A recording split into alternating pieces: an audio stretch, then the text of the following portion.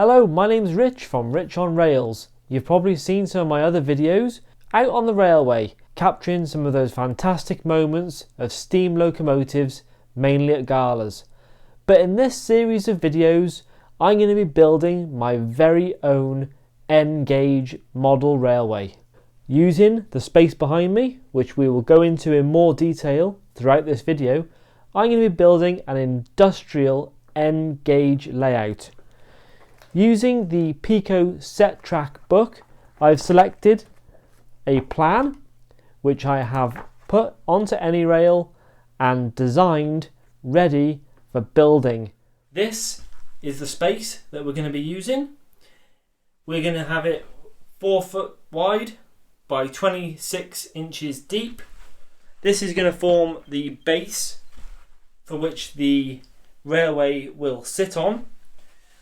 We've got some additional battens which I'm going to run along the edges of the tables like that, with some shorter ones going along depthways like this to form a raised area. And I'm going to sit the baseboard itself on top. Here we're laying the battens down and measuring them, ready for them to be cut. Making sure that the line is square, popping it into the workbench and giving it a cut. You'll see how that's going to work with the raised area here. We're then going to place the tabletop on top so that you can see how that will look once it's in place. So that's what the entire workable space looks like. We've got 4 foot wide by 26 inches deep.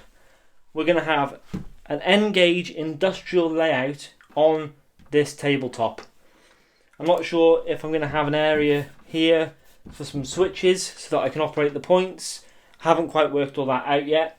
But first of all, what I need to do is get these battens fixed down to the bottom of this table and then fix this top board to them battens to make a secure working area.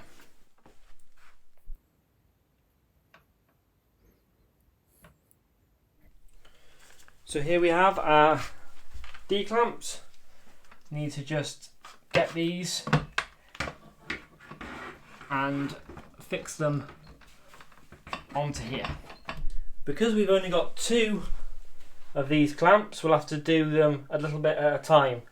But this wood glue is fast drying, so should be stuck down in no time. So while the glue is drying, let's take a look at the layout that we're going to go for. As I mentioned at the beginning of the video, this is taken from the Pico set track book. It's plan 1C. It's got an outer and an inner loop. It's got a couple of sidings, both down at the bottom here and at the top. So it should make for quite an interesting layout once we make a start. I've purposely left some space off to the left of the layout here because I want to be able to put the controller and some switches to operate the points. But the overall layout I haven't really quite worked out yet. Around about here I'm thinking I'm going to have maybe a shed or something like that, and then in the center bit here is going to be like a work area, maybe a mine, a coal mine or something like that. There's going to be a road, I think, which probably comes in from the top left, in through here and across into the quarry, into the mine over here. But yeah, that's what the basic plan of the layout is at the moment. I've got no idea how wiring works. I've got no idea how model railways work. I've got no idea about any of this stuff. So it's going to be a complete learning curve from start to end. The battens, the 2x2 battens, have been left overnight to glue onto the board. So we can now go ahead and remove these D-clamps.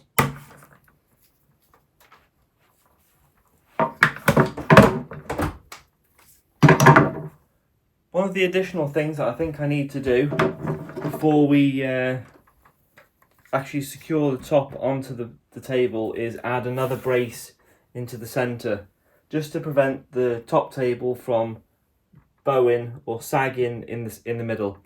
So we'll get another piece of 2x2 before we fix the top table down and put that in. To make sure that these battens don't move, we're going to screw them down with some 2.5-inch screws. But first of all, I need to make a pilot hole. So we'll put a hole in the middle of the batten and then change over to a more appropriate bit for the screw. Grab a screw,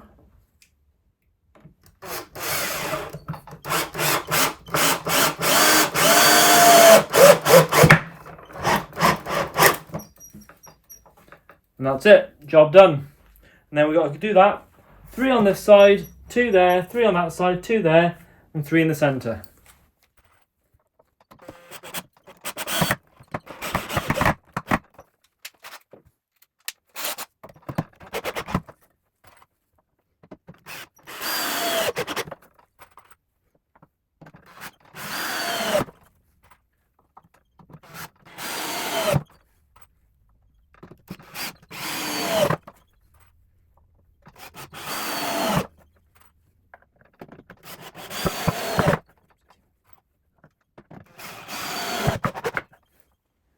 As we can see here, that's it, fully secured down. So all the battens are now in place,